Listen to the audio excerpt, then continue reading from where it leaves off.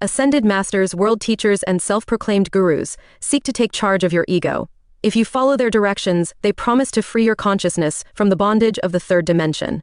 After freeing your consciousness from the world and its negativity, these self-proclaimed masters will relieve you of your worldly possessions and wealth. For they claim that possessions will bind your consciousness to the material world.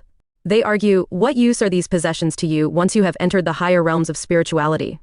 For all of you who are receiving these transmissions, this is your moment of inner action. Without conscious action, you will fall asleep to the light of your being, and take the easy way out, by entrusting your freedom to others. There is only one way out of the astral illusion, and this is by work, work, and more work.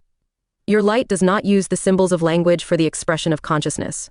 Because your light manifests consciousness through the earth body, through feeling. Sit quietly and understand what your light consciousness reveals to you in these moments of attunement. Now you will experience intuitive insights and understanding that your brain translates into thoughts and words. Reading these transmissions will stimulate the light consciousness within you, and this light will fill your life with purpose and direction.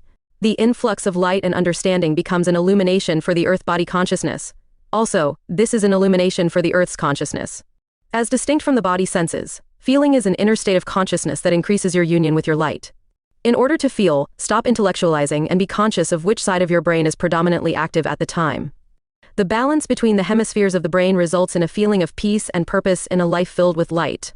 For many individuals, feelings are just head stuff, as they feel through their intellect. If you ask them, what are you feeling now? The reply is not forthcoming. For they attempt to reason their feelings, rather than feel them. Astral entities use emotive words in books, magazines, and movies to manipulate your inner feeling. They attempt to make you sad, to cry, to be angry, joyful, or happy. Sentimentality that is acted out often influences your emotions. These are not your true feelings, but are mechanisms that produce energy for the survival of the astral lords. In a recent transmission, I talked about the ego being a tarnished lens, as the feeling consciousness flows from your light through this tarnished lens to your earth body on the third dimension. The consciousness is often dulled and incomprehensible. Challenge your ego immediately after a positive or negative experience with others. Ask yourself, how do I feel about this? As your attunement with your inner feelings develops, you do not need to continue this questioning, for you will instantaneously feel something. However, you will not always feel good from the reaction expressed by your ego during that encounter. Initially, when you ask that question, your ego will assert its position by blaming everyone and everything else except itself. An attribute of the light that flows through the vortex of light and healing is expressed as love on all dimensions. You feel love as a warm and peaceful sensation. As you are a feeling being, you cannot be taught how to feel, for feeling is no different from your light. All you have to do is be that light and love. Just remember to allow yourself to feel through the flow of light and love that surrounds you and is within you. Fear destroys love and feeling, as it destroys light. Fear is a major conflict in human consciousness. The astral forces in the world consistently build fear by manipulating money markets, for they know that these manipulations create poverty, crime, wars, and sickness in a society locked in illusion. Your consciousness is involved in a global illusion that affects the lives of everyone instantaneously, no matter where they live on the earth. The global illusion uses the same fear patterns now as it did at the beginning of the time loop. However, now it applies the patterns of fear to control the actions of all humanity simultaneously. To maintain the global pattern of fear, the astral entities know that the greatest fear the human ego feels is of the suffering and death of the body. To reinforce the pattern, they infuse human consciousness with feelings that without bodily involvement, there is no happiness or life, suggesting thereby that anything which threatens the life or integrity of the body is to be feared. The terrorist attack on New York was an excellent example of control by fear, for within 24 hours of the attack, the whole American nation went into fear, and remained so for several months. The engendered fear gave the astral entities time to manipulate the government and its agencies to instigate measures to remove so-called freedoms from the individual. This would have been published not long after 9/11, sometime in 2002 I think, Blade, until people begin to use their intelligence and recognize the astral agenda, which is the control and subjection of the ego of humankind. These entities will turn country against country, races against race, and religion against religion, providing their masters with the negative energy on which they feed. Over thousands of years, the astral lords have enslaved human consciousness, duping them into believing they need to be saved. Saved from what? Ask yourself that question, and you will find the only thing you need to be saved from is your fear, a fear that is only an illusion. The thread of infinity told of the creation of the matrix of time. The entities responsible for its creation are now working in official capacities on all sides of the world conflict. There are no winners or losers in this battle, which sets people against one another. The astral entities seek to promote total conflict. And when Rasparil returns to the dimension, his appearance will herald the final days of this time loop. Inwardly, many individuals sense that time will end. Many are confused by the prophecies extracted from different writings such as the Christian Bible, the Mayan calendar, and other sources that suggest the end of life on earth is at hand. They see the prophecies as heralding a time when everyone will face their God who will either reward or punish them. These prophecies are assumptions based on the false premise that time exists. Those who read One Light know that time is an illusion, for time does not exist outside the human consciousness, because time is a repetitive loop. The astrals and their entities consider humans as mindless automatons, rigidly and blindly following the same route time and time again, always forgetting the past. T2, a moment in consciousness. Cezanne speaks. The great light of the sun shone in the firmament. It did not remember when it first shone, for possibly it had always shone. It did not feel alone, for there were other lights in the dimension flowing into infinity. Crystal strands of light connect all the lights in the heavens to one another. The stars appear in human consciousness as the drops of dew on a spider's web sparkling in the morning sunlight. All stars are aware of their light, for their light is reflected back to them from the planets. The sun is a new light in comparison to many other stars. Within the sun's consciousness is the awareness that it reflects the greater light from within its being. Prior to the formation of the planets, the sun pulsated with the warmth of love, which emanated from the light within. The love and warmth expanded and overflowed, filling the dimension. The overflowing of light and love filled the ethers and spiraled away from the sun, dispelling the darkness. When this outflow reached a point of inertia, it reversed its directional movement and solidified. A child was born in the consciousness of the sun. What flows out from the center always returns to its source, adding consciousness to the light. As the earth returns to the sun, it is filled with the light and love accumulated from its journey in consciousness. The ascension of the earth into the fourth dimensional consciousness is an expansion in light, which draws the earth closer to oneness with the sun. This earth ascension is the self-realization of the light flowing through it. Consciousness is an attribute of the creative light, and is the same conscious light that flows through the ego to the earth body. Religious and philosophical groups are unable to recognize the essence of the light consciousness that exists in humankind. They speculate about the existence of a divine spark and a soul, sometimes referring to them as being the same thing and at other times referring to them as separate entities. They preach that the soul has to be saved, whilst always neglecting to mention what it has to be saved from. Possibly it has to be saved from the devil, but never from man. Many individuals are unable to come to grips with the intangibility of the soul, and find it easier to leave their salvation in the hands of the priests. Over the centuries, other cults developed the theory that human beings have several different bodies, each one integrated to various levels of consciousness. The first or last body being the earth body, depending from which direction you view it. The fragmentation of consciousness into various bodies is an advantage for the astrals, because it confuses the individual who strives to know which level of consciousness, or body, is presently affecting their health and behavior.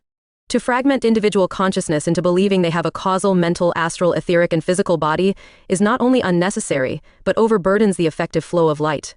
Often the experts add 3 more bodies beyond the causal stage, successfully alienating the light for the earth. The so-called etheric body consists of the energy patterns that maintain the morphogenesis of the earth body. It acts as a link or vortex between the body and the ego. It is the life vortex. The ego is the sum total of all the other suggested fragmented bodies. Beyond the ego is the one light, not 3 other bodies. What is often called the soul is really the ego. Often individuals consider the ego as being the real essence of their existence, for the ego appears to direct and give purpose to their existence in the body. In the memory banks located in the ionization belts surrounding the earth are all the morphogenetic patterns required for consciousness to manifest on the earth, whether as a human, other animal, or plant. Old patterns have served their purpose and are not required any longer, whereas others exist for consciousness as the earth manifests its expanded consciousness. All the morphogenetic patterns are synchronous, manifesting a synergy that maintains the manifestation of light and consciousness for the earth. The ego, through its belief in the illusion, stresses the biological function of the earth body, and, in turn, this stresses the energy and life functions of all other earth patterns for light and consciousness. When the earth body sleeps, the ego departs temporarily, for there is little influence it can exert at that time. During the sleep cycle of the earth body, its ego interacts with other egos whose bodies are also resting. This seems to contradict another point of view elsewhere in the transmissions, however. Either leave it open, or let your light reveal the truth at the appropriate time, Blade, at this time. The astrals often exert through dream experiences influence on egos whose actions they need to control. Often these dream experiences are mixed with the body dreams created by the interaction of the 2 hemispheres of the brain. The sleeping earth body reacts to the consciousness flowing between the right and left hemispheres of the brain. As the dream experiences are often related to the varied emotional experiences of the waking time, they appear confusing and difficult to link when in the waking state. As there is no time in the sleeping state to relate to, the whole dream is experienced in a moment. An experience that could take days to live out in the waking state is instantaneous in the dream. For this reason, when attempting to remember the dream, the ego can only view it with an unconnected understanding. As you become aware of the earth consciousness through your body, you will experience the light of the earth as well as the light beyond your ego. Your body will be less stressed, as your increased awareness will tell you when your ego moves into the illusion. Time ends when your ego loses its fascination for the astral illusion and turns away from its influence, allowing the light to flow untainted to the earth. Once the individual experiences the expanded consciousness of the ascended earth, for them illusion and time will end forever. Regardless of the earth's new consciousness, its outward appearance is unaltered in your eyes. If you have the vision to see the beauty and light of the earth, you will have ended all illusion in your consciousness. It is only by perceiving the earth through the illusion that you are unable to perceive its expanded light. T3. Informational Pathways. Zadori speaks. In conjunction with this transmission, read transmission 15 in Enter the Vortex as One Light.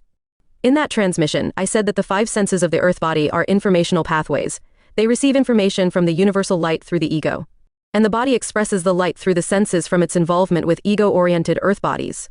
The interaction of the expressed light on the third dimension is sent back through the ego to the light consciousness of your being. The light flow through the ego and the subsequent sensory reaction constitute the informational pathway of light experience and consciousness. The outflow of light and the return flow of information are distorted by the ego engrossed in the illusion. However, without the ego, the earth body is incapable of transmitting and receiving experiences of consciousness on the third dimension. Equally, without the earth body, the ego's existence would experience separation from the flow of light. This is the reason the astral lords tempt the ego with the illusion. To capture an ego allows that ego to act as a lens for the astral lord's dark designs. The body is composed of trillions of cells which in turn form the various organs on different frequencies. All the cells interact and share the total consciousness of the body. Informational pathways between the cells provide instant awareness of any cellular disruption in the body. The frequency of awareness operates in all bodies of the earth, whether animal, bird, or insect. The totality of all organisms, including rock minerals and plant vegetation, constitutes the consciousness of the earth. The ego of one individual is connected with the consciousness of all other egos, and the same ego consciousness is shared with all other life organisms of the earth. Just as the body's cells are all connected in consciousness, then all egos are the ego consciousness of Adisha, the earth. Now you will expand your light and consciousness of the awareness of oneness of all form patterns on earth, as well as the oneness of ego. This expansion of your consciousness removes the selfish separation you experience in the illusion. Adasha, which is the expanding consciousness of the earth, expresses light on the fourth dimension. Once you turn your ego away from the illusion, you will vibrate at that frequency that harmonizes with Adasha, leading you to experience light and consciousness on the fourth dimension. In these transmissions, I said that the earth has ascended into the fourth dimension. Only you are not aware that this has occurred unless some authority of the world confirms this. That cannot happen, for only your personal experience in light will reveal that to you. Only then will you open your consciousness to blend with Adasha, and you too will be aware of the fourth dimension. T4. The light is yours. Jon Whistler speaks. Submerged in human consciousness is the innate feeling that humans once possessed an essence of light that they called a soul, and, in the darkness of their past, they lost this soul. The loss of light is the great mystery of life, which remains unanswered. Somehow this mystery is bound up with the old creation stories, the old gods. And all that is responsible for the continual manifestation of human consciousness on the earth. Some individuals wrote that the light was lost, and others wrote that it was imprisoned. If the light was lost, it must be found, and if imprisoned, released. Otherwise, the light does not reign free, and human consciousness is imprisoned in a vulnerable body. This mystery remained until we received the transmissions from Zadore.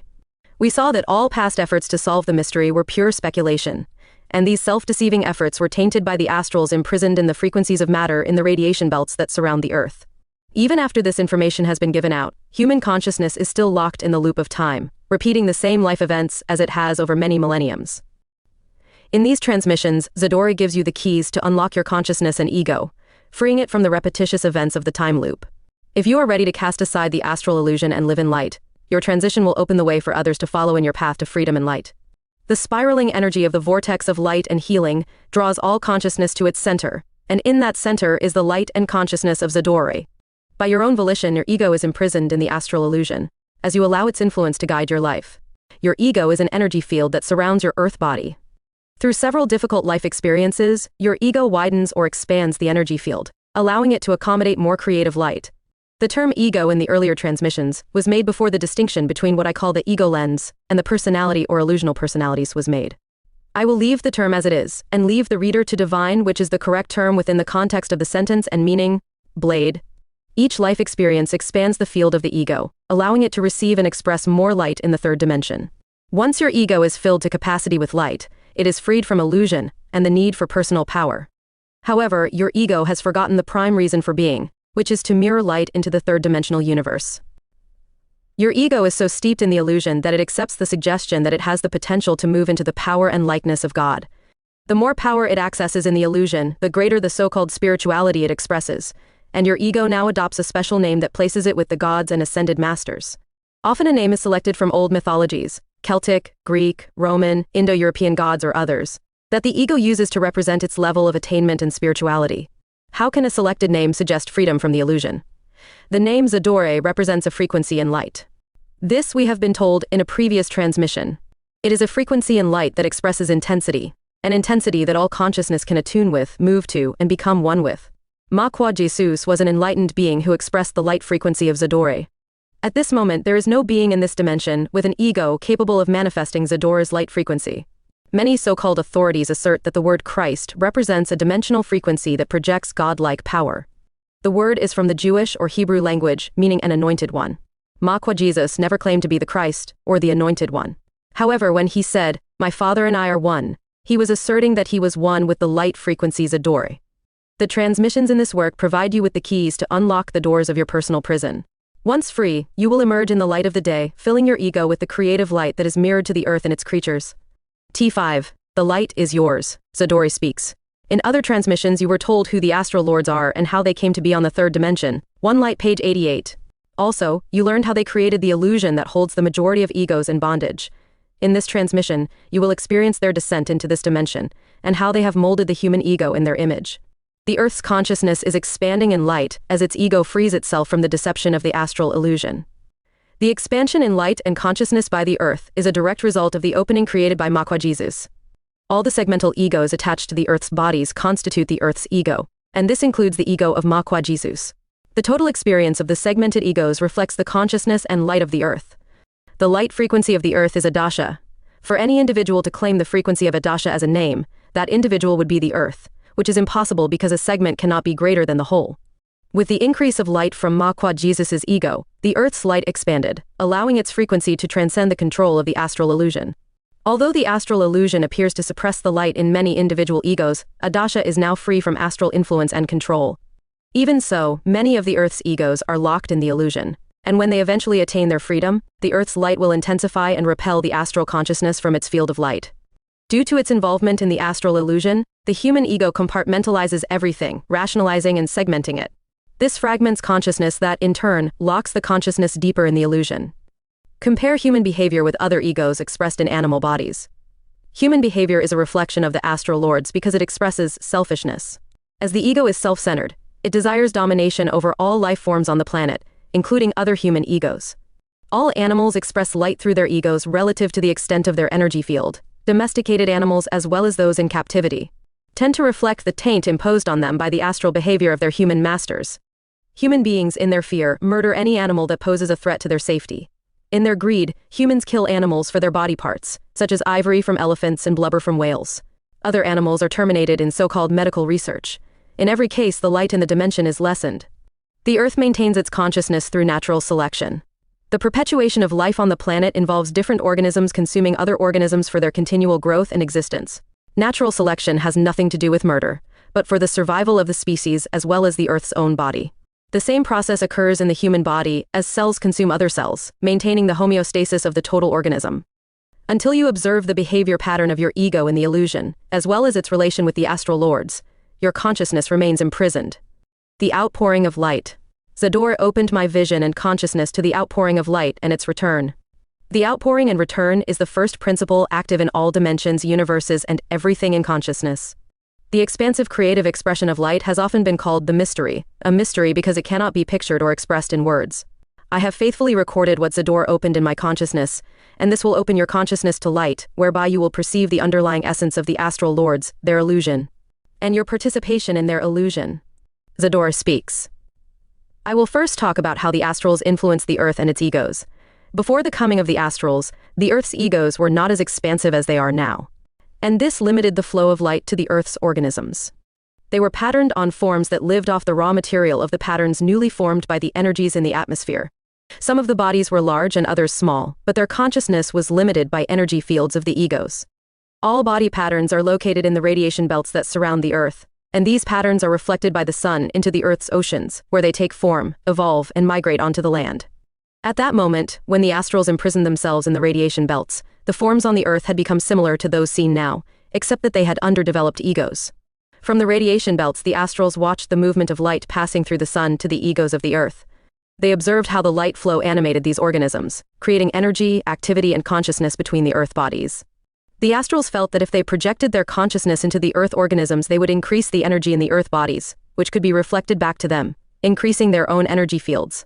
They hoped this increase of power would help them break free from the radiation belts, allowing their return through the sun to their previous frequency. Initially, they projected their consciousness toward the egos, attempting to displace the light waves flowing through the sun. Eventually, they abandoned this practice because it drained more of their energy than they received. In return, they knew that the body patterns were in the radiation belts, but were unable to access them. Also in the radiation belts were the frequencies of the Earth's memory patterns, containing everything the Earth endured since its birth from the sun. They could not alter these records. However, by observing what had previously occurred to the Earth's egos, the astrals realized the egos were open to manipulation through the consciousness inherent in the Earth bodies, which reflected the total experience of the Earth. When the primitive organisms developed a higher level of perception, the astrals induced dreams to manipulate the minds of the people. The astrals merged many of the old patterns extant in the consciousness of the Earth bodies.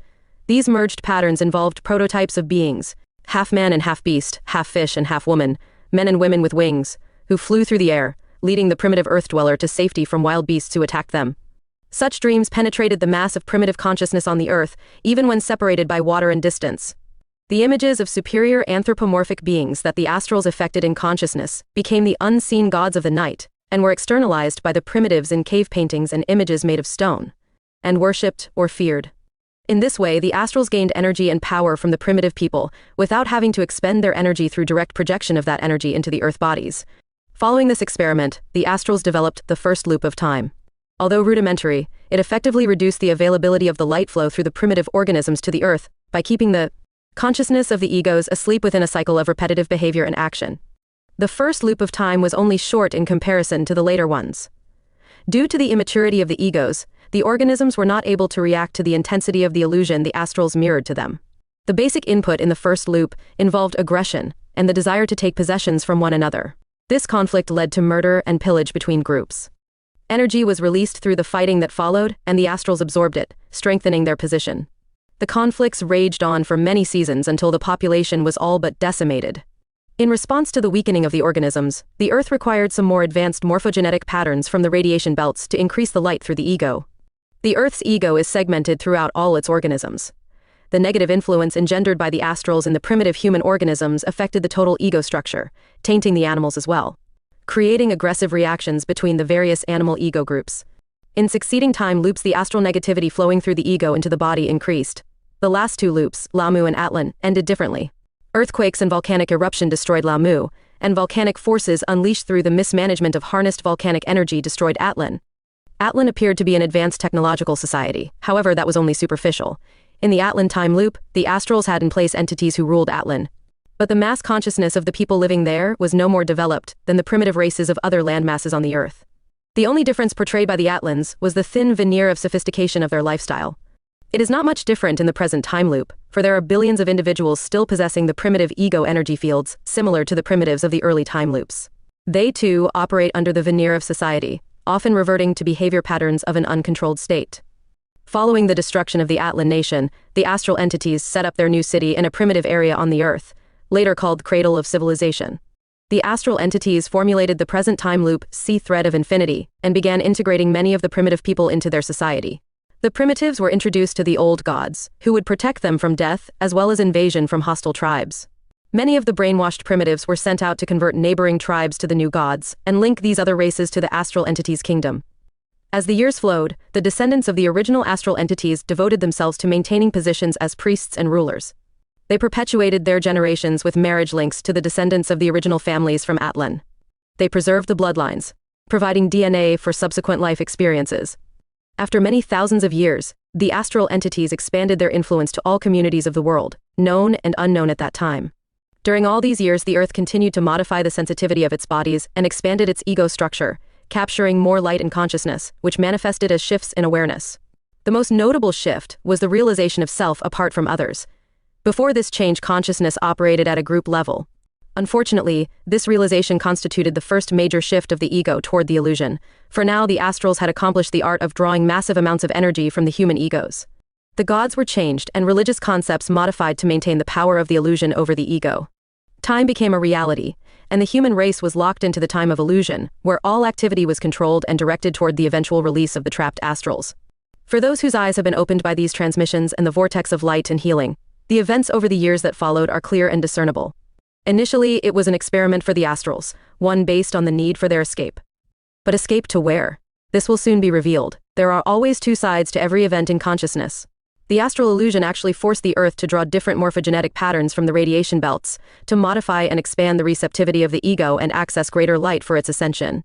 In essence, this has created an obstacle to the astral's plans. The astral inflow. To understand why the astral lords are desperate to escape the radiation belts, we need to know why they are trapped there. What is light, and where does it come from? This eternal question has plagued human intellect. No matter how many times this question is asked, there is never an answer.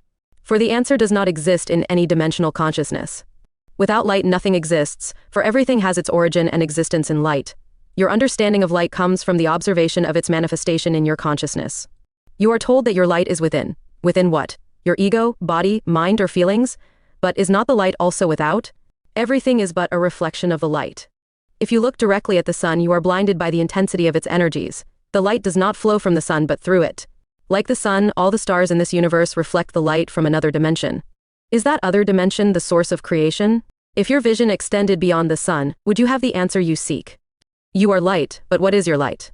It is not your body or your ego, for they are just manifestations of the light in the third dimension. You are unable to see your light because you are that light. Are the unending streams of light throughout creation also unconscious of its existence? The answer is no. You can observe the light of your being as it is mirrored back to your consciousness when you direct the light into the environment of this dimension. As your light touches others, their light mirrors energy back to you. You feel the warmth of love from the intensity of the returned light. You are Narcissus, the one who fell in love with his own image, for the reflection of light is returned as love. You radiate light in all directions, like the light from a bulb in a darkened room, to other egos, the earth, sun, stars, and the universe. For in everything you perceive the beauty and warmth of light as it is reflected to you. How do you feel when you see your light reflected in everything, knowing that everything you perceive is you? Thoughts come from deep within your consciousness, as the morphogenetic patterns come from the depths of the ocean. Thoughts are flickers of light that rise in your consciousness, enlightening you. Thoughts have nothing to do with the brain, the intellect, or the power of reason, for thoughts are the intuitive urges that guide you. Enliven your consciousness and draw forth love through your feelings. Are not your feelings but the return of light, resulting from the motivation to be creative? How many feelings are there? How many thoughts? Light and love, they are one. Through observation, you see the light flowing through you and through all others, and you are still unaware of its source. Does it come from the sun, the other stars? Why does consciousness manifest for you here? All these answers lie within you, for you are the expression of all that is. You perceive light only to the degree that you are capable of expressing it through your consciousness. Light begets light, and the light given to you by another ego intensifies the light flowing through you, and from there, through the sun to another dimension of light. The love you experience in this dimension is mirrored by the sun to the source of light beyond, intensifying as it passes through the sun. The ebb and flow of the love of light reaches out through the finer frequencies of many universes until it ends in the realm of the unseen light source. In the multidimensional universes, the astrals once mirrored light from the creative source. Beyond their consciousness lay the myriad universes of light that received their light and love from them. The astrals moved their reflection of light into the unending chain or spiraling universes, and bathed in the light and love that was returned to them. They reflected this joy to everything that was beyond them in light.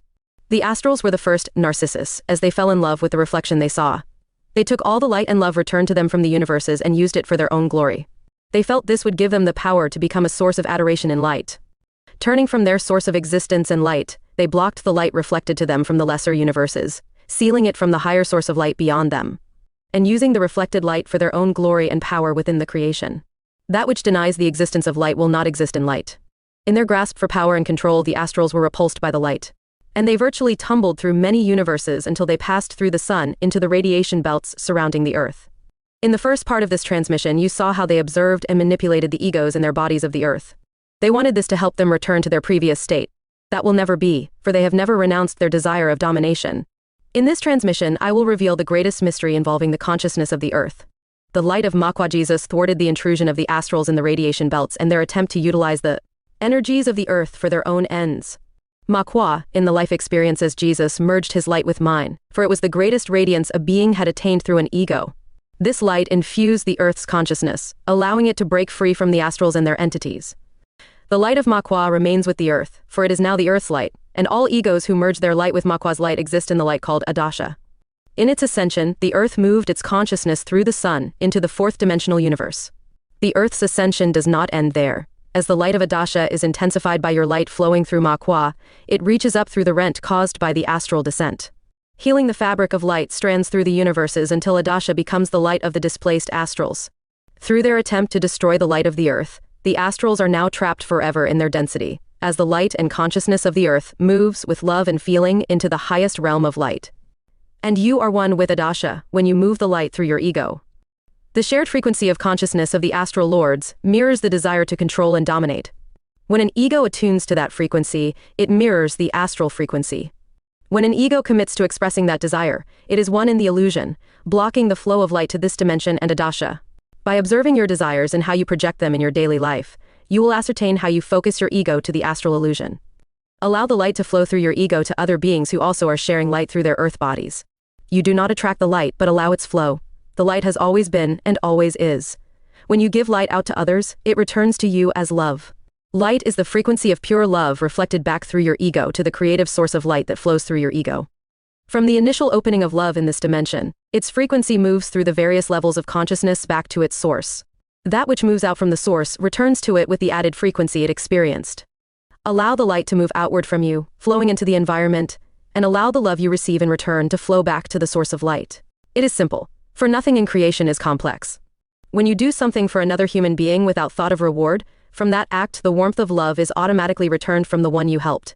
Your act may be to render assistance or offer a kind or helpful word. In every instance, love is moved back through your ego to the source of your light. Only when you expect to hear something or feel something in praise of your actions, do you begin to allow your ego to block the return of light. As you allow light to flow through your ego, you allow the love to be returned to the light. This is the principle that began with the first outpouring, and this is how that principle is expressed in the third dimension. 6. Light beyond the ego. Cizan speaks. There is only one light, and this light flows through all the stars including the sun, for nothing exists in this solar system without light. Within the illusion you are told you have self-consciousness and you are separate from others. This separation is only limited to the separation of your body from that of another. What is self-consciousness? Self-consciousness in the illusion is a pretense, for you think that bodily separation suggests individuality. Yet the concentration of focus of the energy involved in believing that you are the center of everything is only a self-centered consciousness that deprives you of being a knowing consciousness. In the illusion, you cannot experience self-consciousness, because self does not exist in the illusion. You can only become self-consciousness by observing the light that you are. On a dull day, the clouds obscure the brightness of the sun. However, the clouds do not block out all the light of the sun, they only diminish the sun's brilliance. The illusion is like those clouds. It blocks the light reaching the ego. The one light transmissions of Zadori diffuses the clouds of your mind, opening your heart to the beauty of the light. Exist in the peace and knowledge that you are all, and direct your light to everything you need to feel and understand. As you return to the source of light flowing through your ego, there are no special experiences. There are only peace and love. At the highest level of light, we all exist as one, and in the lowest level, which is considered as density dimensional, we all exist as one, for the light is one. Do not look beyond your consciousness of what and who you are, for you have never been anything greater than what you are now.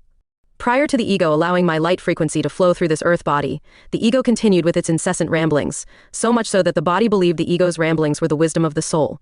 Where was my voice in the scheme of things? I was not the rambling of the ego. Often it was said that I was the stilled small voice, and that was a good analogy. The small voice cried out in the wildness, and the ego chose to ignore it. This stilled small voice was called intuition. For many years I watched the ego and its constant repetitive rehashing of its daily experiences, its pet projects and the successes and failures. It had no interest in me, for it had no interest in the light and love that I needed to express through it. As the volume of light expanded in the ego, the illusion's influence diminished, and the ego became one with the body and the earth. I am not the ego, I am Cizan, and I exist beyond the ego and the body, in a dimension beyond their comprehension and in the now. I am no longer a small voice. Now the ego stands quiet and desires light. The light that we all share works differently from the way the ego works on the dimension. The light sees the good in others, the warmth and love, as it condemns nothing. It guides and spreads light. Listen to the inner voice. It is watching the rambling of your ego, for the ego plans, judges, condemns and seeks greatness in the eyes of others. Live in the light and fear nothing. Our beautiful friend Makwa said, "Love one another as I have loved you." Love the light that flows through all, for you are that light. There is nothing to seek, for all is here and now. Just listen and be. And then in all simplicity, I declared my light. I am seasoned, and I am the light, and the light is in me, around me, for I am light. There was nothing else, and I ascended through all levels of my being, through the ego and beyond, into the great light of Makwa and Zadora. The light was filled with love as it descended through my ego, lighting the way, through all things causal, the mind, desire, emotion, and the etheric, in its downward sweep into the earth body. Out into the earth dimension, filling all with light, singing the song of Adasha. I know the beauty of the being of Adasha. Release the trapped light in all my bodies, Adasha asked. Once more the light ascended and reached the pinnacle, merging with the light of Makwa and drawing to it the beautiful being of Kawamai in the union of light and love. And Zadori spoke, "You need not meditate, do not seek me inward, upward or outward, for you are. Just declare your light and your ego looks to the illusion no more. Now is the moment to free the light for Adasha." Joined with Kawamai in light Sizand, stood before Zadori. The vision flashed before my consciousness, when Kawamai held the small body of Kwa to the early morning sun. Yet not to the sun, but to the light beyond the sun, Zador. Zadori spoke, "It is time. It is the moment in light, the moment of fulfillment, for the world awaits your light, the blended light of both of you. You have both witnessed the true light of your being, for light is self-illuminating, and you each free the light in one another, experiencing the warmth and love expressed. As you have done, so too will you do as the light flows through your eyes, for all the light in this world flows back to you from others, gently opening their consciousness to the light in them. The earth has several billion human lights awaiting various degrees of expression. Makwa has completed the saving of the souls, and you too have seen this. However, you have not yet the vision to see all. You will. You exist in the moment, and the moment is eternal and complete. You have completed all, but until you expand your light and consciousness, you appear to be moving through an experience of gradual fulfillment. This is the moment where you both will join your light with me, and mine with yours, and we are one. From you this will be done in my name, for even those lost in the darkness of the illusion will come through you, for I am. Everything reflects my light as my light penetrates the totality of this universe. All the stars reflect my light to the eyes and senses of all beings, no matter the kind or species. I am all the beings, human, animal, plant, all frequencies of the earth, for all this dimension reflects my light. Be one in me and one in all that is. Rejoice and expand the beautiful light of your being. It is time for your return. Illuminate the earth through the senses of your earth body, for they are the source of life where your light is centered. Illuminate your ego, for that is the center of intelligence of light in this dimension. The ego needs to be humble in your light, as you are in my light. On the third dimension, the light becomes the word. To you the word is feeling, and the flesh and matter of Adasha is the feeling of the third dimension, and the eyes are its vision. Consciousness is everywhere, for consciousness is the word or the ever-expanding light. You are all that. Know it, and allow it to flow through your ego. In the quietness of consciousness, you will be the expanding light. Listen with your inward serenity to the urges of light. Hear my voice in the breath that flows through your earth body, for all light flows between breaths, in between the inward and outward breath. That is why you are unaware of the incoming light within your body and consciousness, for you are not aware of the moment in between the incoming and outgoing of your breathing. This is the moment when light illuminates the earth. I am always with you, even when you ignore me. Now that you are fulfilling your entry into light, you will be more attuned to all the light that is. A true affirmation is not repeating words. A true affirmation comes from deep within your being, filled with light, love, and authority, where everything you do is from light. And you call out, I am the light and love of all that is, for I am. Change is at hand for both of you, a change of love and beauty for the creation. As you return to me, so do you return to Makwa, for now Makwa and I are one. As Zadori spoke, everything has already occurred, and the vision is complete, and the moment continues. For some, the changes will appear to bring disaster. However, disasters occur at regular intervals. All this is for those who are connected and involved, and it is for their opening in the light. T7. Jon Whistler speaks. Until I wrote about the logos, I did not fully appreciate everything about the illusion and how it affected my life. No doubt the life experience of Mario was the catalyst for the opening to Sizand at this moment. This life experience is but the essence of what occurred then. However, it is more than that. My friend Ombre is still here, and now our connection is more magical for me. The Thread of Infinity is a book for all humankind, and for the light of the earth. Makwa is always with us, and is the light of Adasha, one with Kawame, Ambre, there on the mountain when my light was denied to Kwa. They express the beauty, love, and patience and suffering involved in waiting for my return. They waited for me over thousands of Earth years, but it is but a moment in time. We all wait in light and love for your return. I have written down what Zador said about the outpouring of light and the subsequent fate of the Astral Lords. However, the description is difficult to follow, and I feel that those reading it will also feel the same way. Often, that which is difficult to comprehend is passed over by a reader. Can you explain this outpouring further? Zadori speaks. It is impossible to convey in words, concepts, and imagery what exists beyond the third dimension, for there is nothing on the third dimension to compare with this outpouring. See the difficulty involved even in the astral attempt to explain an abstract God. However, although there is no way to create a mental concept of what that God actually might be, the astral approach takes on simplistic form by likening the God to a mighty human being, and thus, the human mind readily identifies with the human form. From where you stand on the third dimension, the source of light appears distant. However, it is everywhere, and rationalization does not expose its presence. First, you should reread the transmission where the sun described how its children, the planets, were formed, for this is a replication of the outpouring of light. The light is expressing itself through its reflection on the lower densities. Why should the light seek to express itself? Why does the ego attempt to experience itself in the illusion? Why does the earth experience itself through its manifold bodies? When you feel and attain a rapport with your inward consciousness, it is as if your true self is revealed in consciousness. There is a rush of light, warmth, and peace as you inwardly stand still, for you have discarded the illusion and are bathed in light. It is as if the light experiences itself. For now the light expands to that degree where it is conscious of itself in density, and the consciousness in density is reflected back to the light. In the transmission, the ego, Cizun wrote, understand that your ego is not the property of the astral lords. It does not belong to them, but to your light being. It must become like the prodigal son, and when it returns to you, aware of its errant ways, welcome it back, move your love and light to it. For it will turn its face to one light, and live eternally in light. It will never be cast off, for it is your link with the third dimension, an integral part of one light through all dimensions. Jon Whistler speaks. I asked Zador. Cizun wrote that the ego is not the property of the astral lords, but belongs to your light being. We read how Razparil captured Cizun's ego, and the duration of separation appeared long. Is there any other way a separated ego can be rejoined to its dimensional light? Zadori speaks. What Cizun wrote is correct, for the astral lords have no claim to egos. It is an impossibility for them to capture any ego. What occurs is that their entities deviously draw other egos into the illusion, denying the flow of light. Razparil thinks that he can capture egos, but he cannot. He attempts to block the ego's vision of light by immersing the ego's consciousness in the illusion through fear, pride, and greed. As you know, the ego must seek its light. You, Jon, called forth your light, Cizun. It was not the other way round. The ego lost in the illusion does not face its light frequency until it has passed through the depths of illusion. The frequencies of light are now intensified not only by the vortex, but also the earth itself, as it moves deeper into the light of the fourth dimension, and as more egos are being drawn back to witness the light of their own being. The ego was created by the sun and earth for your light. Each ego is individualized for the varying frequencies of light flowing to the earth.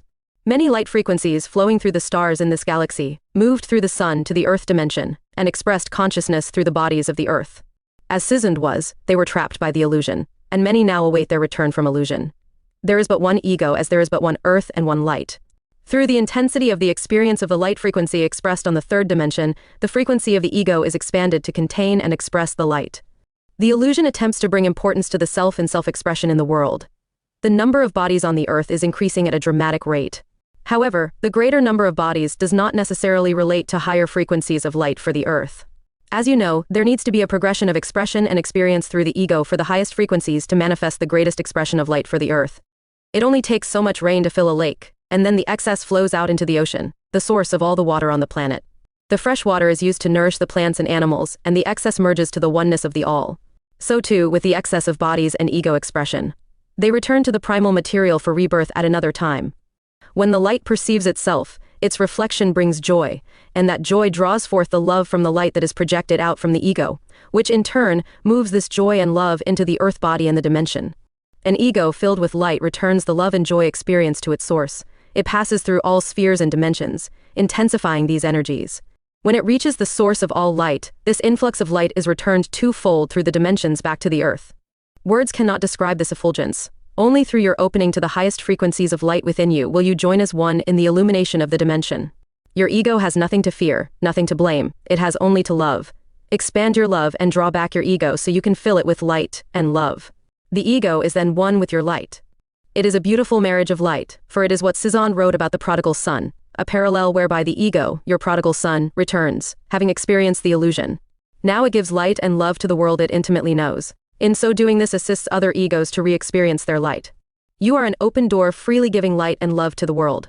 Your ego is that door, giving all and expecting nothing in return. However, you experience the greatest gift of all, which is the downpouring of light from the center of creation. T8. Awareness in the illusion. Cezanne speaks. The astral lords and their entities have refined their power to manipulate and draw negative energy from human beings to such an extent that most people are unaware that they are depleting their light. Initially, the astral entities focused on the various religions and cults as the major sources for stealing energy for their masters. Later, they used wars and games to create and draw masses of negative energy. All the fables involving vampirism were based on the manipulation of human emotions to steal energy from them. The pyramids were designed to concentrate and transmit biological energy through the apex to the astrals in the radiation belts surrounding the Earth. During the ensuing years, other structures were developed to transmit these energies. Examples of these are the European megalithic stone structures, the round towers in Ireland, cathedrals, churches, mosques, and temples. The many pyramidal structures, towers, church steeples, and spires and mosques, act as passive transmitters. However, during ceremonies, and with the aid of a priest, the energies are concentrated at the focal point or altar and channeled through the high point to the astrals in the dimension in the radiation belts. Added to this, wars, games, political rallies, and peaceful demonstrations usually end with outbursts of negative energy due to conflict of interests. Where many gather and emotions are released, energy is sucked into the astral pipe. Energy gathering by the astrals is so refined that people are unaware that it is happening. To move out of the illusion, you need to become aware when your energy is being tapped and turn it off. There is only one energy, and that is the creative light. From light, all other energies are fragments. On the third dimension, light energy is broken down into electricity and magnetism, which either hold together or break apart matter. All the cells of the Earth bodies, including the human, function in the electromagnetic frequency ranges. The energy that underlies the ego's function is from a biological source, which is drawn from the body cells by a process called desire. The ego desires to be what it is not. It desires the baubles of wealth and power that it sees in the astral illusion, and in return for these baubles, the ego gives of its energy to support the structure and goals of the illusion. For many of you reading these transmissions, this is obvious, as you see daily how everyone reaches out to gain power and control over others as well as the Earth. Subtly, everyone is caught in the process of controlling other human beings, and in the process draw energy from those they affect. It starts when you are a child. Parents attempt to manipulate children. What is considered bad behavior is a form of manipulation used to resolve rebelliousness and temper tantrums. These manipulations often involve restrictions, promises, and giving rewards or punishment, whether physical or emotional. All such manipulations are gauged to control and dominate the actions and emotions of the child. Submission and repression draw energy from the child by the parents. The released energy produces a feeling of control and superiority with the parents, even though the parents are unconscious of their actions. For they learned these manipulations from their own childhood. The process of manipulation by parents eventually teaches children the art of energy draining. Children quickly learn to adapt and in turn manipulate the parents and steal energy from them in return. Overall, it is an unhealthy situation and an unconscious procedure. What begins in the home is taken into the schools, workplace, social and political groups, and sporting bodies. In fact, the whole fabric of society is based on the draining of energy, and the winners are the astrals. The first step in halting this process of energy draining is to observe the behavior of yourself and others. Many individuals force others to pay attention to them, and they do this by intimidation. To draw attention to oneself is a sure method of drawing energy from others. You may be passively watching the television news, and all of a sudden some political figure is drawing energy from you, as your attention is focused on the negative aspects of what he or she is saying. Where does that energy go? To the one who is grabbing your attention? This is how insidious and subtle the process is. Another method of energy draining is to gain sympathy from others. The poor downtrodden individual cleverly draws as much energy from you as possible by playing the game. Similarly, others take advantage of the internal programming of people or their conditioning by making them feel guilty and thus drawing more energy for their needs. This is an advertising ploy often used by charities to draw forth your energy in the form of money. As you see, you do not have to actively be in physical contact with people to have your energy vampired. Television, newspapers, and magazines are common sources used to move negative energy throughout the world and illusion.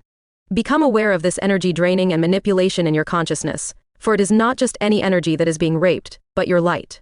Observe how you feel when confronted in different situations, and uncover the unconscious or programmed methods you use to control and draw energy from others. You are not only diminishing your light but also those who you manipulate, even if you are unaware of your actions. Know when others are drawing energy from you. Do not confront the aggressor, for they are most likely unaware of their actions, and like you, they are programmed from childhood. Being aware when others are draining your energy puts you in the position of reversing the procedure. Your reversal is simple, as is most things in light. Everything involves your reaction. Mostly your reaction is automatic.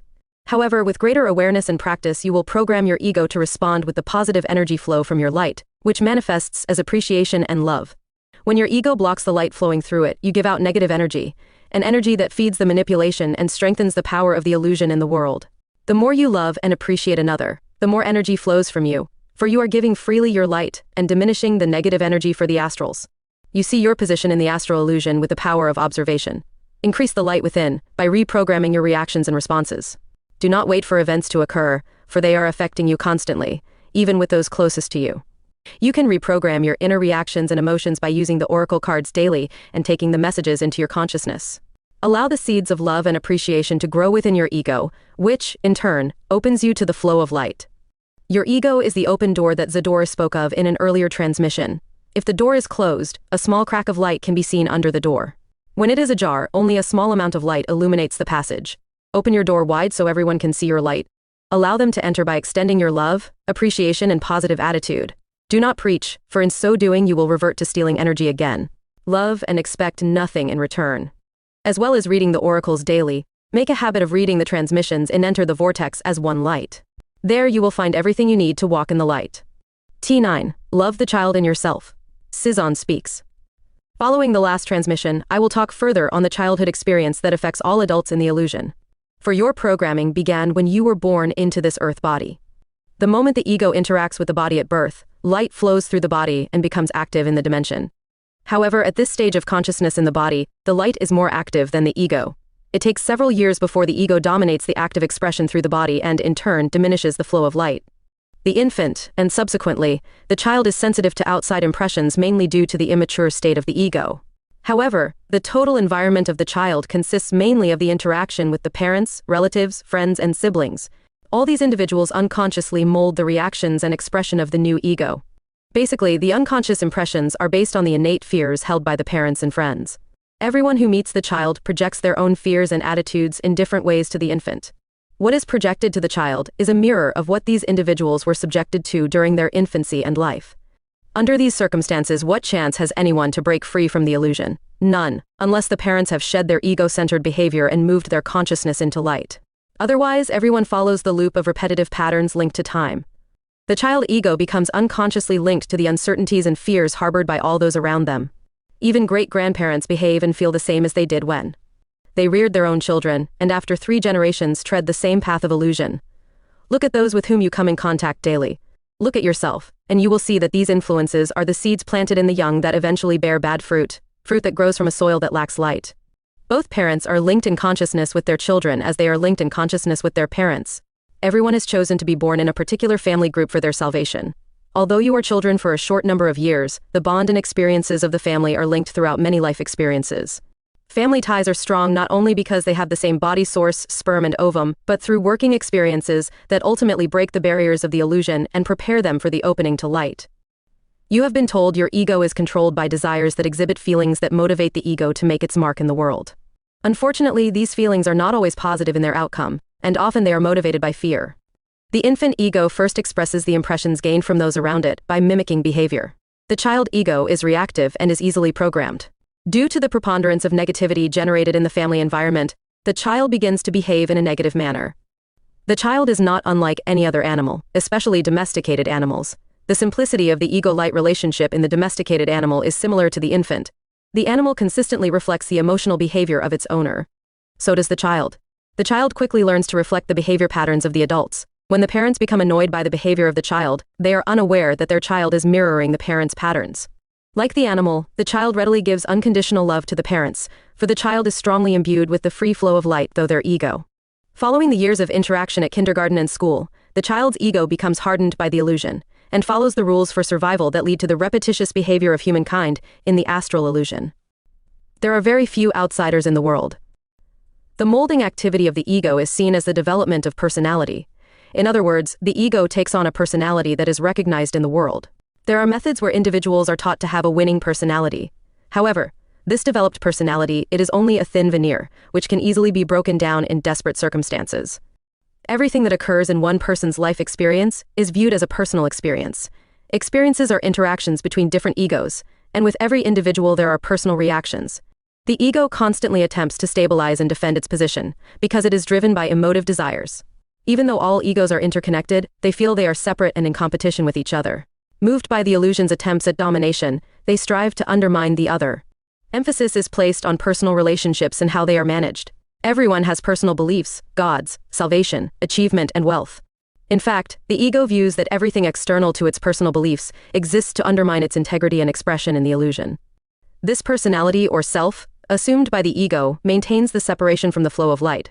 You cannot end the illusion of your ego with force or aggression, but only through the negation of the illusion's so-called power over the ego. The astral movement away from light is self-imposed. The earth will soon reject their illusion, for incompatible frequencies are automatically repelled. How does your ego relate to the frequency of Adasha? Your ego will be unable to harmonize with the frequency of Adasha if it remains embedded in the illusion. The ego needs to desire one thing, which is the light flowing through it, the same light that flows through Adasha. Your ego must recognize those desires that are detrimental to the expression and flow of light to Adasha. All desires for light are conducive to freedom, joy, and love. It is the desire to be engulfed in love and light, the light that declares I am that I am. T10. Zadori speaks. The astral illusion blinds your vision to the reality and beauty of your light. In light you have no sadness, no feelings of hopelessness, no sickness, fear, vulnerability, domination, selfishness, or the need for greatness which locks you into time and limited consciousness. In light you are free to mirror the beauty of the creative light. Often in the illusion you hide behind a veil of respectability, which conceals the behavior of a degraded monster. However, with the blink of the eye the veil can be cast aside, and you cry out in horror when your inner eye perceives the reflection that you hide from the outside world. You believe that your ego is the real you. In truth, it can be likened to the portrait in the story, the picture of Dorian Gray by Oscar Wilde, in that it absorbs all the negative desires, the fears, anger, and uncertainties that lay hidden from the world but are born out of the illusion. You carry your portrait around with you, hidden from your own consciousness and unaware of what you attach to it daily. Often you are caught out and reveal a corner of your portrait. Then other people who see this begin to attack you, judge you, and attempt to reveal your hidden lie. They also are unaware of their own portraits and are as vulnerable as you. As they begin to allow their light to shine, many individuals begin to see the portrait of their life experiences that they carry. The more they become aware of the intent of the astral illusion in their lives, the more they see this portrait. Time and again they draw the card fear. Fear with many faces, ugly and distorted. Some faces are hidden, others twisted hollow eyes looking out watching. They are the eyes of the illusion, always watching, fearing what others will do to them. You turn your gaze back to the hardened image you created over many life experiences, an image petrified by fear, lost in illusion, without feeling, decaying in the flow of nothing, a frequency of disintegration. Is that you? Draw the card again. Now seek to move love into your heart, for where there is love there is no fear. Love is the frequency flowing through consciousness, the frequency given to Adasha by Makwa Jesus. However, your ego has neglected to allow this love to enter its flow of consciousness. So long as your ego prevents the flow of love to enter your consciousness, you bind it to the astral illusion and secretly add a greater burden to the portrait you carry. Remember the message of the card, I am touched by all this light and love, which exists in the now, and direct my gaze no more to the illusion and its coldness. For such coldness only represents repression, hate, and delusion. Make this your first movement into light and freedom through love. A love that is unconditional. A love that ends all conflict within and without. When you no longer war with yourself, you do not wage war with another. Unless you are ready, you will not make this first step to true freedom in light. Already you have the flame of love burning in your consciousness, however you choose not to acknowledge it. Often it is easier to follow old habits as you slide along the well-worn groove, hoping someone will save you. At one time you almost drowned. It happened so fast that you had little time to panic. However, the second time you went under, the fear set in. Then strong hands pulled you out. As you were pulled up to the surface, the light of the day was so bright that it blinded your vision, and you gasped for the life-giving air. You did not reflect on that experience, for you were young, and you buried it like all other bad experiences. Later in life, these experiences resurface in their original intensity, and it is then that you are able to reflect on their meaning. Those hands that pulled you out of the depths were given unconditionally. While you remain in the old groove, there will be no one there to save you. Once you leave your old ways, you may falter, but there are always willing hands to help you move to safe ground. Then you will help another. Your help may not appear dramatic, for it is often a word of assistance or a loving gesture. But know your gesture will have a domino effect. Helping another is not something you should consciously seek to do, for as you allow love to enter your life, you will give unconditionally to others. T11. Transmission January 10, 2007. The Wheel of Life. After reading the transmission, End of the Time Loop, some members have found it difficult not to identify with the future of children and grandchildren. This is your personal attachment with the future of your family. If you hold on to that attachment, you are living in fear. If you have already taken personal responsibility for the development and education of our children's essence, personality and body, then, as you are, your children are living less in the illusion and are attuned with the natural laws of being. However, it is important that we live as much as we can in the moment. For most people this is impossible, but the more we become attuned with essence, the less we are controlled by the illusion. When living in the moment, we know there is no such thing as a future. We do not need to be in the eternal moment to realize this. The future is now, because what is happening now is the future. It is impossible to alter the future unless we alter our circumstances now. In the illusion, people hope for a better future, something that is in the hands of someone else, whether a god or a government. If you are not aware of what is happening around you now, you cannot perceive what the next moment brings. That transmission was not written to produce fear in those reading it, but to show that there is no need for prediction, because the seeds of the future have already been sown. However, enlightenment demands that we act from our light and not from illusion. In a previous transmission, Zadori spoke about reincarnation and karma. Following that transmission, I asked Zadori the following question. I still find it difficult to reconcile how an event in 2305 can have its outcome in 2005. It seems easier to understand that an event in 1705 can impact in. Zadori answers. Your question suggests that you are applying a concept of linear time to the whole subject discussed. In the illusion, people are locked in the belief in evolution. Here they are taught that everything is moving from an imperfect state to a perfect one. The whole concept of evolution is based on time, cause and effect. Life is seen to be moving through predictable changes year after year.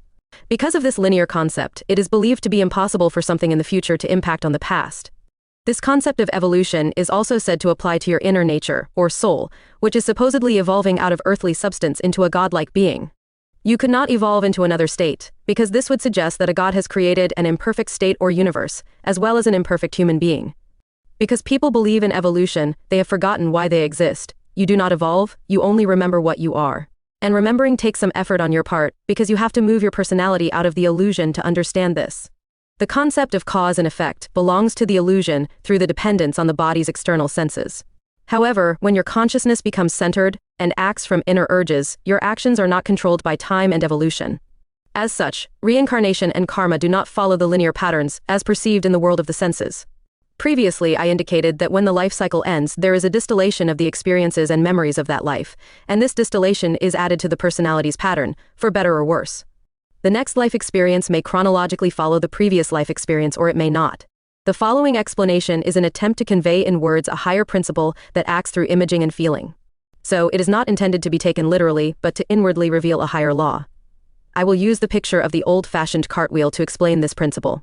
In the center of the wheel, you have a hub which is joined to an axle. Joined to the hub is a series of spokes which in turn are joined to the inside of the wheel.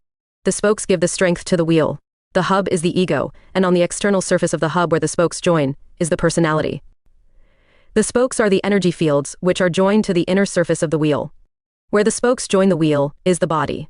At all times, the hub is aware of the different road surfaces experienced on the outer surface of the wheel, which are vibrated through the spokes. Each spoke can be likened to a conscious life experience manifesting as a body where it joins the rim. The outer wheel surface is the area of the senses where the external world is relayed to the hub. The moment is the whole wheel, and the outer surface which represents all life experiences. So, in the moment you can be conscious of all life experiences that exist in consciousness. The ego receives all the information from all the spokes or energy fields, and this is radiated from the ego to the consciousness of self. Because there is no time, any life experience can be accessed at any particular moment. So, no matter where the outer impression is received, whether in one or another century, it has its effect on the personality and inner self. Here I am talking about consciousness, which is the inner knowing of yourself and has nothing to do with personality. This inner awareness is devoid of thought, because at that moment you are the experience, and your consciousness is centered in that experience. Although your body contacts are constantly interacting with the experiences on the road, your personality is only conscious of the impressions through a particular spoke. Whereas, the self, through the ego, is conscious of the experiences passing through all the spokes. As you know, each life experience through different bodies can have a greater or lesser effect on consciousness due to ancestral influences and your participation in the world. During some of these stress times, the energy traveling through the particular spoke is so intense that it spills over to the next conscious point in personality. As such, one experience in 2005 may spill into another, which is 1705. As such, in a life experience in 1705, a person may unconsciously become consumed with passion and anger flowing from another life experience, and become violent. As quickly as it started, it subsides, and the person thinks, "Why did I do that?" and feels remorse and guilt. There appears to be no answer, and life continues until another outburst surfaces. Of course, the opposite can occur when, in one life experience, you are overwhelmed with love and compassion, and this momentarily manifests in another life experience. It is only when you become centered in the consciousness of self that you are aware of the totality of your outer experiences and the illusion. As you become consciously centered in the hub of your wheel of life, you will know what facet of your outer personality is dominating your consciousness and behavior. I have talked before about the many eyes that dominate your personality. Similarly, the personality is affected by the experiences of all your lives and bodies. Jon, you suggest that at any moment, anything that appears to be automatic behavior can stem from an incident that is occurring in another life? Zadore. Yes, Jon. You have said that the experiences of one life are distilled into the permanent self-memory. So, does that mean if we have these separate points, it is impossible to know where one is in any particular experience? Zadore. That is correct, but I said that all the distillations compose your total personality, and in your question, you are not taking that factor into account. The spokes are all joined to the ego through the personality, and from there to the self-essence and consciousness. The memory distillation remains with the self-essence, and not the personality or ego, and because of this, the memories are constantly available to all aspects of personality points on the hub. The total experiences are attached to all the incarnated bodies, and depending on their ability to assess the information, these bodies and the personality become aware of other experiences that do not belong to the present conscious experience. You are unaware that your self-consciousness is experiencing all the different incarnations simultaneously. It is impossible and damaging for personality to have a similar experience, so there are short bursts only that flow through the different experiences. In consciousness, nothing is evolving, only experiencing, reflecting, or mirroring. As an example, let us suggest that there are 16 spokes to the wheel. And on the outer surface, you number them 1 to 16 where the spokes join. Now you spin the wheel, and you are able to count from 1 to 16 as it rotates. That is a progression from the first to the last number. You could say you then experience one life following another, and state that reincarnation follows this progression, because, as the wheel passes over the road, each spoke number experiences the same pothole. Everyone looks at life from the limited outer experiences, and assuming that one thing follows the other. But inwardly, this is not the case, because when you are experiencing the totality, you are aware of what the feeling is at spoke 4 and then spoke 16. Because in total consciousness, the whole wheel is having different impressions, not only when it rattles over a particular point on the road. Until you harmonize all the points on the wheel through inner harmony and light, the wheel continues to turn, and you will not experience the presence of the moment. Take time to contemplate what you have been told, and allow the inner inspiration to enlighten your consciousness. T12. Transmission April 2007. Transformation of Consciousness. The reply. Note from Blade, Jon here is responding to forum members' comments made to one or two previous posts on the first forum, one being Transformation of Consciousness, that you can find in the Earthlight Transmissions file. Available from the store. By Jon Whistler. It is important that you learn how the illusion affects your consciousness, preventing you from experiencing the moment in consciousness. In this transmission, I want to outline what constitutes the illusion and how you can disassociate your consciousness from the negative influences that prevent you experiencing the joy and peace in life. First, you need to know what is not of the illusion, because often this conflicts with religious concepts of illusion. The universe and everything in it is not illusion. So what constitutes this illusion that clouds consciousness and makes life a misery for humanity? The astral illusion is based on belief systems, which are gauged to separate and distract humanity from living in light. Below are listed the major tenets of the illusion that have been accepted by humanity as constituting life's realities, and because of the compounding and repetitive nature of these tenets, people are unable to recognize anything as real other than what they are taught to believe. The beliefs are based on information related to the world of the senses, which promotes the illusion of separateness. You intensify the control of the illusion through basing all knowledge on information gained through your outer senses, the belief in a God that created the world, blindly following religious doctrines and morals, limiting consciousness to the illusion of time and space, identification of self as personality, the belief in the after-death states of heaven and hell, being blinded by transgenerational influence, total dependence on the physical senses, believing in mythical entities such as religions, governments, corporations, money, and the like, believing in past and future. When you identify and believe these illusionary concepts, you deny your real existence and are caught in the mirror of repetition. And you live totally in the astral illusion. This illusion leads to fear, repression, ignorance, and helplessness. And, through identification, it binds your personality's consciousness to ignorance and darkness. You identify with a taught way of reasoning, as well as an accepted emotional pattern of behavior, and a controlled way of reacting. Often, people exclaim, "How can I earn a living outside the framework of the illusion?" Earning a living involves money, which is a needed commodity in the world. We know that money is an illusion in that it does not have any substance, but is composed of the addition and subtraction of numbers. However, it is a replacement for the old barter system of reward for labor. In itself, the concept of money is not a negative value. Rather, it is the desire for its accumulation and the power it provides over others that constitutes its astrality. Most people see work as a means of existence, whereas others see it as the way to accumulate wealth to increase their prestige in the eyes of others. We are educated to believe that success relates to the accumulated dollars. However, true success depends on the value of work that enhances the lives of others, rather than solely being used for personal aggrandizement. Any labor that does not produce values for others and the earth supports the astral illusion, which is based on destruction. Knowing this, you can determine whether your work supports the illusion. Some individuals have a higher earning power than others, and if their work benefits the well-being of others, it does not condemn them to the illusion. You will find that if your intentions are noble and creative, no matter what area you work in, your rewards will be sufficient for your needs. Needs should not dominate consciousness. However, this is not so in the illusion because the desire for more wealth overshadows the true purpose of life and draws your light and consciousness away from life into the illusion. The media, advertising, and educational sources are the vehicles that support the illusion, programming consciousness, and creating desires that make people behave, support, and want those things that are harmful to their health and well-being. Humanity is driven by these forces to try and attain these illusionary goals, whether it is in the way of goods or esteem in the eyes of others. When the personality desires these ends over life, it is illusion-bound. You should never feel guilt when you receive fair compensation for your labor. Animals work tirelessly supporting nature and are never left wanting for their efforts. If the results of your work uplifts humanity and provides for your family, you are not toiling in the illusion. But if you desire more than you need, this places your work in the illusion. The more the personality identifies with the illusion, the richer it is in the eyes of the world. When Jesus spoke to the rich young man, suggesting he give up his wealth and follow Jesus' example, Jesus was referring to personality. It is harder to give up the belief in the greatness of the personality than it is all the money in the world. Your personality and your identification with the world of the senses separates you from light, and added to this is your belief in the past and future. You cling to your past experiences, always trying to change them. You blame the events of the past for your present position in life. It was my parents' fault, they made me what I am now, and I can't change what they did. No, you cannot change that. But why do you let those experiences still dominate your feelings and actions? Only because you continue to identify with those experiences. Isn't that a weakness in you? You are so weak that you can't put that behind you and begin to live. Yes, that's what everyone thinks, and they keep blaming others. It's always everyone else's fault because they will not take personal responsibility, and in so doing, they allow their experiences to dominate and control their lives. How can you declare you are a light being when you allow old experiences to repress your ability to be joyful and free?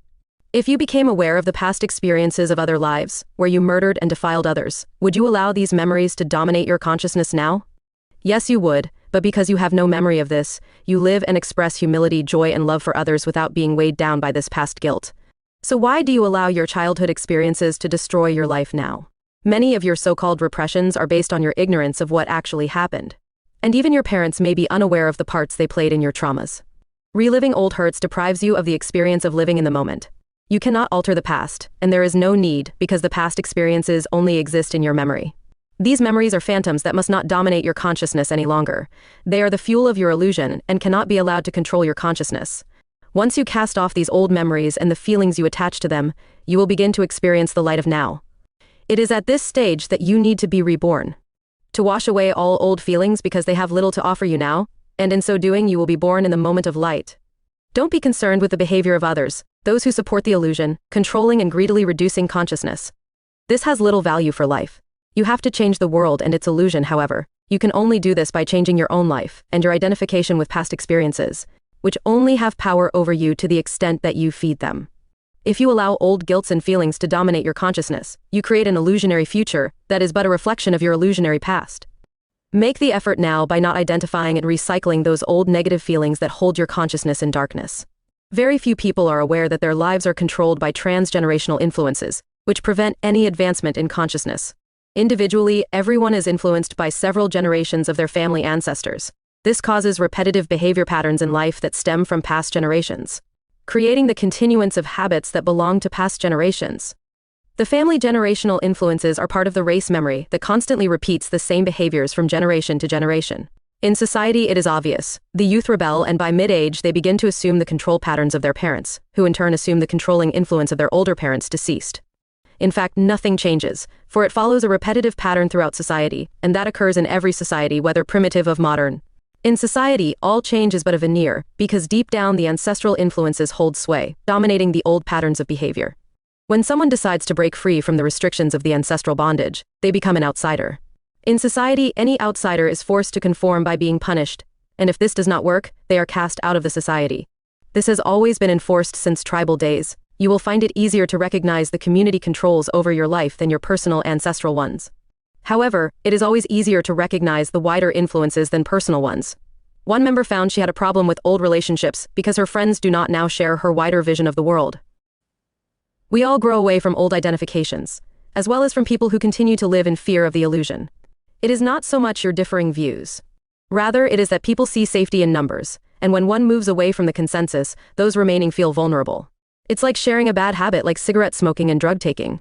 When someone decides to quit, the others try and drag the quitter back because they have lost their security in sharing. Now, in consciousness, you have an inner strength where you live from your inner self-essence, and you have little fear about the conflicts of the world. Your relationship with an old acquaintance will become one of acceptance and love, because you no longer share their fears and negativity. As well, you now share the company of others, who, like you, are living through self and not personality. Jon Whistler, T13, transmission October 25, 2008, Healing Vortex. In conjunction with this transmission, we suggest that you reread the earlier transmission on this forum called Light in Action. Note from Blade, you'll find that one in the Earthlight transmissions. And Zadori said, from the center of light there came a being who assumed a human body and filled it with divine consciousness, and in so doing, raised the light of the universe into completion. In this one action, this light being opened a channel where the absolute and the creation became one. Through these transmissions, I am preparing humanity to discover the source of light that exists within their being, so that their creative path will be straight, and they will bring light into the dimension. Zador created the vortex of light and healing to draw humanity inwards toward the light of self, the light of the universe. This vortex consists of the light of self-consciousness, which attracts all that is fragmented and separated because of the astral illusion. Healing and love are synonymous, so the vortex is of light and love, which unites light with life and, in so doing, the absolute and the creation become one in consciousness. Makwa Jesus radiated the power of love into this dimension, the love that heals all, for love is the essence of self that draws the creation to the absolute. Jesus said, "At the end of time the prince of this world shall be cast out, and when I am lifted from the earth, I will draw the whole creation to myself." John 12:29. Zadori speaks, "The vortex draws humanity into light and love, and like Makwa Jesus, you too will become love in the vortex that unites the creation with the creator, life with light." To reach this light within, daily you have to remember to live the truths learned from these transmissions, otherwise you will remain in the darkness and ignorance of the astral illusion. Your involvement in life now is one of responsibility, where through knowledge and understanding, you live out of your inner light and not in the darkness of the illusion. The transmissions are not given for intellectual gratification. They are not something to increase the personality's illusion, nor are they a weekly study period of contemplation or meditation. It is a time for you to live light in action. Although you appear to be working alone, which is necessary if you are to break free from the illusion and its grip on your personality, you will become aware that you are joined in consciousness with many others in the light and love of the vortex. You and they are unified in light. Through your studies of the transmissions, you inwardly harmonize your thoughts and feelings with others in the vortex, becoming one in purpose and light. In the initial stage of your work, your responsibility is to disengage your personality from the negative influence of the astral illusion. However, once you make a direct contact with your light essence, you will draw together with others in the vortex as well as with those on the material plane. What is your immediate priority? Is it to awaken from the illusionary sleep and become aware and attuned with yourself? When I speak of self, I am not referring to what is usually considered as being your inner self, but that light, which is self-consciousness, which is the same consciousness that exists in everyone who touches the inner consciousness of being. Self is not a personal state of being in any one individual, because it is universal, and has existence and consciousness throughout the whole third dimension.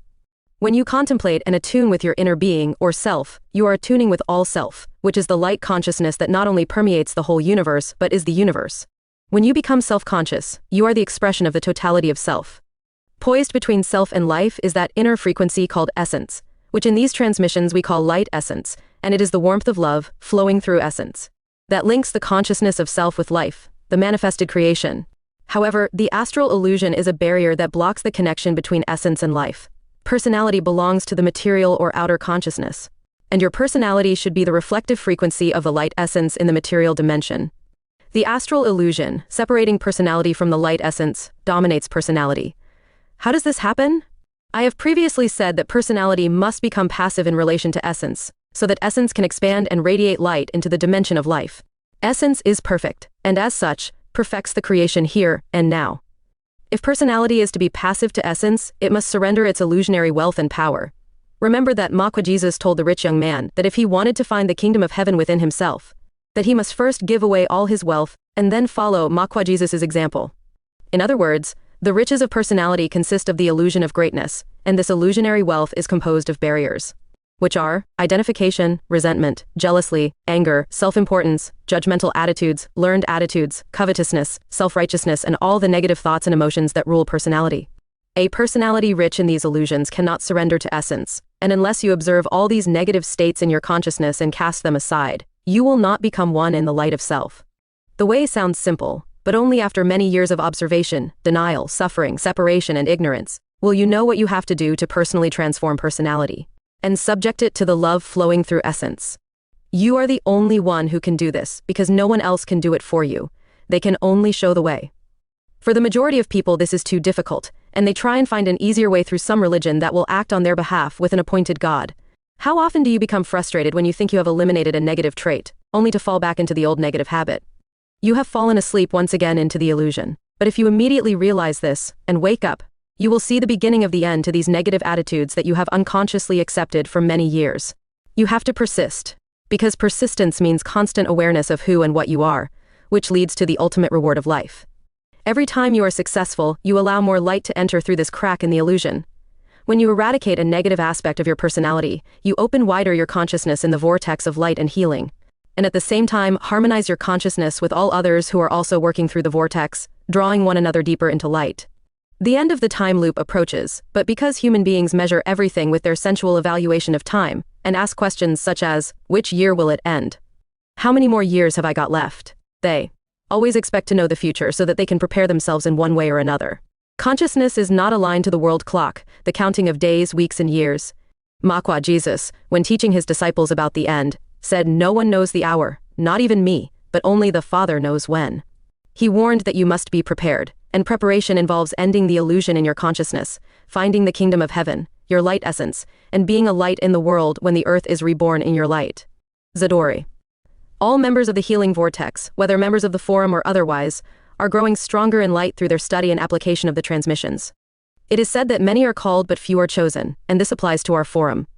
Every year, since the first forum began, about 2,000 applicants are not accepted as members. Note from Blade, bear in mind this was back around 2008. Actually, it is not so much that we refuse membership. Rather, because of their attitudes, they reject themselves. The healing vortex is not exclusive in the sense that everyone who is open to the transmissions is welcome. However, pure teachings that come from beyond the illusion have no impact on those individuals who are bound to the illusion. The old adage still holds true, light begets light. T14, from 1 to 1, Jon Whistler. I am sure at one time or another you have heard someone say, even though my body has aged over the years, inwardly I haven't changed. And this unchanging part of me represents my eternal nature or soul. But their eternal existence is only an illusion, because they have lived their life in a virtual state of sleep, behaving automatically, reacting to life's events mechanically. And although their personality has become worldlier, their inner essence, their real self, remains at the same level of consciousness as when they were born. People who feel and talk like this have done nothing throughout their life to develop their inner state because they have lived through their outer senses, buffeted by external events, and when their body dies, their being, which is supposed to learn and develop, remains the same as it did when they were born. Because of this, everyone thinks they are conscious beings, that they have a permanent sense of self, and are completely aware of everything they say and do at all times. If you believe this, then it is impossible for you to think and act differently, because you are unable to know and experience the oneness of your inner being. To attain the true state of oneness, you have to discard the illusionary belief that you are already one. To make this change, you have to learn to observe the multiplicity of your personality.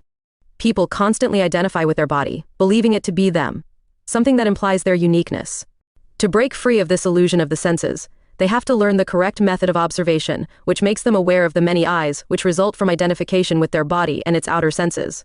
During your waking state, many different thoughts flow through your consciousness, which represent to your outer consciousness the feeling of a permanent I, your individuality. The illusionary eyes process all your thoughts and feelings that result from your outer experiences, and you are unaware of their multiplicity which has built up during your life, from imitation, identification, and learned attitudes. Whatever you identify with has power over your consciousness, controlling your thoughts and feelings. Every negative emotion is the result of your identification with a previous experience or event. As such, although you think you are one individual, you are the result of many different eyes that mechanically control your thoughts and actions. Negative states initiate certain thoughts to occur in your mind by gathering together certain experiences stored in your memory, which creates the pattern that formulates your responses to different life events. When you accept this material from your memory, you automatically react in a habitual and learned manner. Negative thoughts are lies, and when they are attached to negative emotions, everything in your outer consciousness is distorted. If you cannot become aware of these negative states, they gain power and energy and control your life, especially when you accept such thoughts as your own, stemming from your personality. Throughout the day, there are a series of different events that control your reactions, and are the result of learned attitudes and identification that compose the thousands of eyes that make up your personality. Even though you may believe you are a conscious individual, you have to not only realize but experience the impact of these eyes that constantly vie to represent the one I in your consciousness. In order to become a real individual with a permanent I, you have to become aware of the impact the illusion has on your personality and your consciousness. However, you now find it difficult to accept that you are in an illusion regarding your self-consciousness, because all the entrenched eyes strive to be the dominant you, and actually, it is not the identity you want. Because they are all built on negative reactions. Eventually, you stop getting new experience from life through your senses, not because you do not attract new experiences, but because you always apply the same associations or material from your memory to what occurs, which in turn produces the same old reactions. Daily, you live your experiences through these repetitive associations which make your inner life empty. To break free of this control, you have to develop the correct method of observation. Now, everyone possesses positive thoughts and emotions. Some people more than others do, but generally compared to the negative states, they are few. It is important that you begin by becoming conscious of your positive thoughts and emotions, drawing them together into a conscious unit, and in so doing, you will create what we call the observer, which observes the negative eyes called the observed. By doing this, you create a separation in your consciousness, and through observing these negative states, you begin to remember yourself. You cannot remember yourself until you separate your consciousness from the outer world, and become conscious of everything around you, as well as all the thoughts and feelings passing through you. You cannot remember yourself when you are identified. When you observe that you are identified with a particular negative state, and remember that the real you is not that state, you become separate from the negative state. The result being a gain in inner energy. In other words, instead of feeding the negative state with energy, the energy is retained and channeled inwardly, strengthening your essence. Each day of your life is a miniature of your total life experiences, and reflects all your experiences from cradle to grave. What you think, feel, and react to each day is the microcosm of your life experience, a reflection of your total life in the body, the macrocosm. Because of your sleep state in life and your personality's involvement in the illusion, your life functions are repetitive, and you experience the same events over and over, reacting in a predictive and habitual way. From this, it becomes obvious that you become mechanical in your actions, which in turn creates repetition, because you never learn to cope differently. For instance, a dominant I surfaces in your consciousness when a repetitive event occurs, which results in a predicted and learned outcome. An hour later, another event occurs which attracts a new I, and once again, there is another predictable outcome. This process continues throughout your day, sapping your energy. You sleep at nights to renew your energy, and awaken in the morning facing the negative eyes that continue your repetitive loop of life. Should this pattern continue until the death of your body, you will not have made any changes to the level of your being. Your essence is no different from where you began this life experience. And so, the repetition continues on a larger scale as you return to another body to try again. You cannot look back at the past or expect a different future unless you work and change your reaction to your daily experiences. Now, if you say you will begin tomorrow, you will never change, because tomorrow will remain the same as today. Initially, you have to consciously develop a program to follow, until you begin to weaken and destroy all the negative controls presently built into your personality. You first have to realize that in your present state of consciousness, you are not one but many. And this is a change in consciousness where you begin to recognize the illusion and its effects on your personality. However, knowing that you are controlled by many different eyes which result from your identification with the life of your senses, you will begin to awaken from your illusion of oneness. You have to develop a separation from the illusion through observation by creating the observer and the observed. Only after observing the I that you think is the real you, can you diminish its power, and in the process begin to become aware and remember yourself. Take your work one day at a time by developing your observation. At the end of the day before retiring, review everything that affected you internally. Begin by remembering your first thoughts after waking up, what kind of mood you had, how you reacted at breakfast. Then observe all the negative thoughts and reactions that followed throughout your day. Did you consciously decide how you reacted to different events? Did the reactions control you? You have to do this review every day until you begin to recognize your reactions either before or when they begin. You have to become aware of the different I's that attempt to take over, and be prepared to say no. Then you will need to replace these negative reactions with conscious ones. Once you begin to do this, you will begin to destroy these illusionary I's and start to think, feel, and live from essence. Gradually, each succeeding day changes, and you will stop being repetitive and become more conscious of yourself. Through observation and action, you begin to remember yourself and move from being many to one.